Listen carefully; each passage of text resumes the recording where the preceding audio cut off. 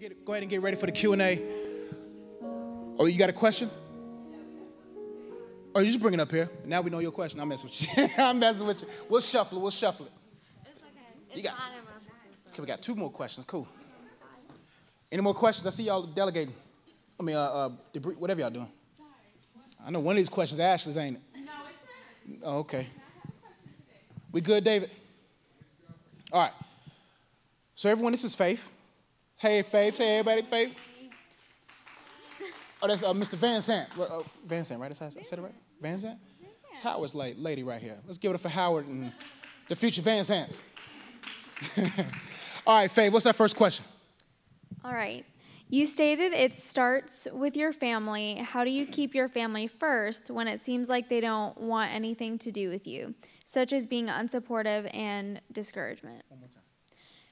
You stated it starts with your family. How do you keep your family first when it seems like they don't want anything to do with you, such as being unsupportive and discouraging? Okay. What I meant by putting family first is a supportive family, or family who are willing, who need your support, who need your help. I tell people, do not allow yourself to be abused by your family. Abuse, by definition, is abnormal use. Do not allow yourself to be abnormally used by your family. Sometimes your family members are the closest to you. Therefore, I tell people, be very careful how demons work. Demons use the people that's closest to you to get to you. See, when I work at the Y, I love the people I work with, but they can't bother me as much as my family. If something was to happen to my family, man, they get me. See, I can look at every devil in the eye. I can push forward. I can pursue God. But if you attack someone close to me, they use the people closest to you to rattle you.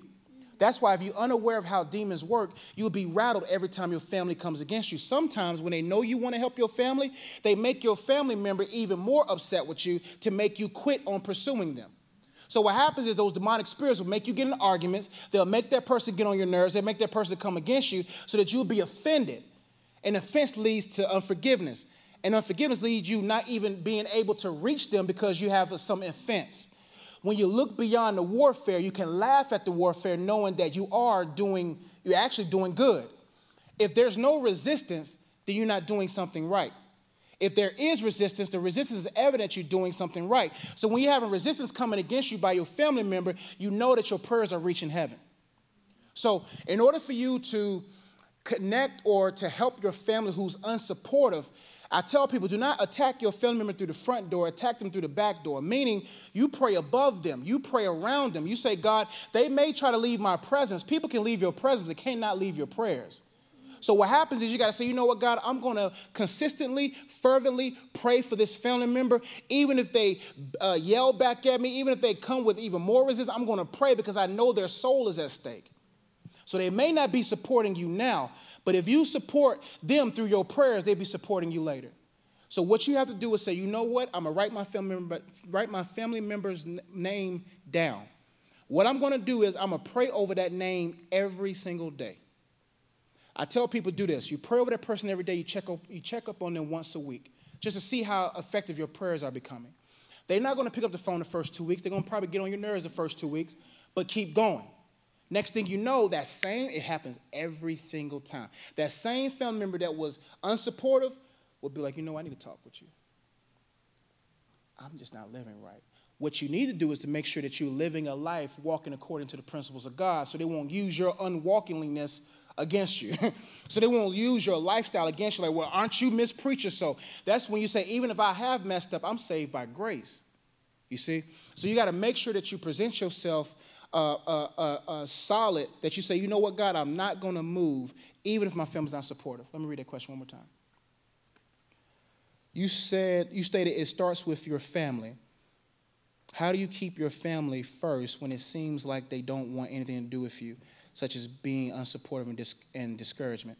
You know, what I mean by putting your family first, see, you were born into a family. I tell kids that I talk to our mentor, take care of your parents. The Bible says, honor your father and mother for their, how does the scripture go? Lengthen your days, exactly. The reason why honor your parents, lengthen your days, because your parents is the first level of authority. If you master submitting yourself under authority under your parents, then you don't have to worry about getting shot by police. You don't got to worry about rattling other forms of authority because you know how to submit yourself. People who get into situations is they have not been properly supported by family, or they've always bucked against their family's authority. So what happens when you buck against your first line of authority, you demise all other authorities because you have yet to understand how to submit yourself to an authority. And so what happens when you learn how to submit yourself to your mother and father, it makes your days long because you begin to respect all forms of authority. So instead of, when a cop pulls me over, if a cop pulls me over, I know for a fact I ain't going to be reaching for my pocket. I'm not going to be reaching for no glove compartment. I'm going to put both hands up like this. I'm going to be like, you know what, hey, whatever you say, officer.